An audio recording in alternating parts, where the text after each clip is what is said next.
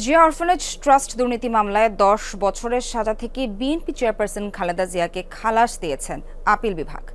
বাতিল করা হয়েছে বিচারিক আদালত ও হাইকোর্টের রায়। মামলায় তারেক রহমান সহ অন্য আসামিদেরও খালাস দেওয়া হয়েছে। সকালে প্রধান বিচারপতি ডক্টর সৈয়দ রেফাত আহমেদ সহ আপিল বিভাগের ৫ বিচারপতি সর্বসম্মতিতে এ রায় ঘোষণা করেন। হাইকোর্টের সাজার বিরুদ্ধে খালেদা জিয়ার আপিল মঞ্জুর করে সর্বোচ্চ আদালত এ রায় দেন। রায়ের পর্যবেক্ষণে প্রধান বিচারপতি বলেন, বিদ্বেষ ও প্রতিহিংসার বশবর্তী হয়ে জিয়া পরিবারের বিরুদ্ধে এ মামলা করা হয়েছিল। এতে খালেদা জিয়ার সম্মানহানি করা হয়েছে। খালেদা জিয়ার আইনজীবী জয়নুল আবদিন অভিযোগ করেন, যে মামলায় কোনো তথ্য প্রমাণ ছিল না সেই মামলায় সাজা দিয়েছিল সরকার।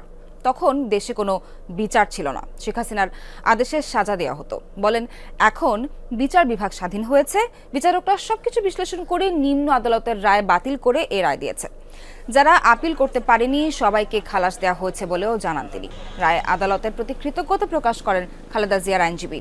রায়ের প্রতিক্রিয়ায় দুদকের আইনজীবী বলেন, খালেদা জিয়ার বিরুদ্ধে দুর্নীতির যে অভিযোগ আনা হয়েছিল তার কোনো তথ্য প্রমাণ ছিল না। খালেদা জিয়াকে আগেই খালাস দেওয়া উচিত ছিল বলেও মত তার।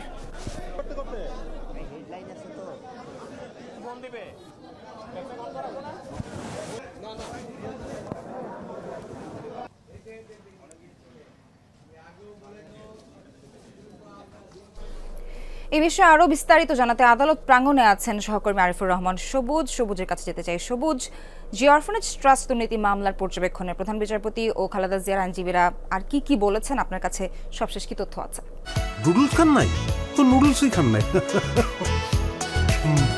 সোহার, মূলত খালেদা জিয়ার বিরুদ্ধে বিগত তত্ত্বাবধায়ক সরকার থেকে আওয়ামী লীগ আমল পর্যন্ত যে ৩৭টি মামলা হয়েছে তার মধ্যে এই জিয়া অরফানেজ ট্রাস্ট যে মামলাটি, এই মামলাটি সবচেয়ে বেশি আলোচিত ছিল এবং এই মামলাতেই তাকে জেলে যেতে হয়েছে। ২ বছরের বেশি সময় তিনি জেলে ছিলেন এবং এই মামলাটির আজকে আপিলের যে রায় সেই রায়টি দেয়া হলো এবং আদালত যেটি বলছেন, এর আগে নিম্ন আদালতে ২০১৮ সালের যেই রায়টি দেয়া হয়েছিল এবং ৪ মাসের মধ্যে হাইকোর্টে আপিলের রায় দেয়া হয়েছে এবং সেখানে নজিরবিহীনভাবে ৫ বছরের যে নিম্ন আদালতের রায় ছিল সেটিকে ১০ বছরের সাজা দেয়া হয়েছে, অর্থাৎ সাজা বৃদ্ধি করে দেয়া হয়েছে।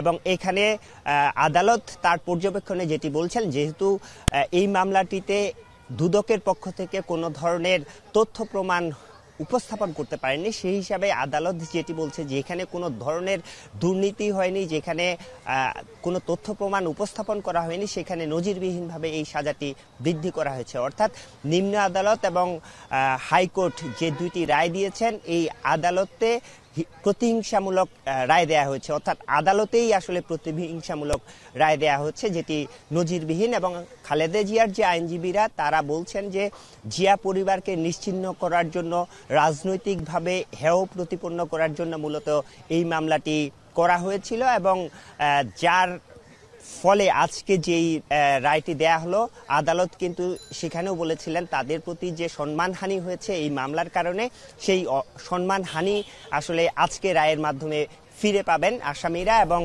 এটি পরবর্তী অনেক মামলার ক্ষেত্রে রেফারেন্স হয়ে থাকবে এই মামলাটির আজকের যে রায়, সেই রায়টি। সবুজ, অসংখ্য ধন্যবাদ আপনাকে।